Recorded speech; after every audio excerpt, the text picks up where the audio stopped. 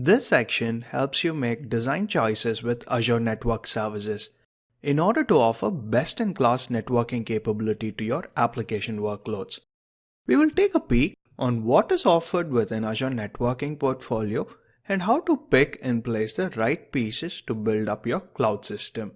We will briefly walk through what kind of networking components or networking services that Azure has to offer that we can take advantage of to build up our applications. Let's get started. The principal objective of Azure Networking Services is to connect cloud resources with other cloud resources or on-premises infrastructure and services in order to deliver a seamless user experience. The resources on the screen gives you a fair idea of what is possible within the set of Azure networking services. Right from virtual network to load balancer to application gateway, there's at least a dozen of Azure networking resources available.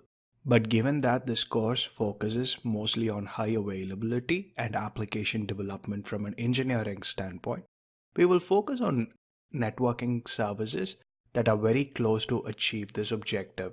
In the following videos, we will learn about Traffic Manager, CDN, front door services, Express Route, and Azure DDoS protection.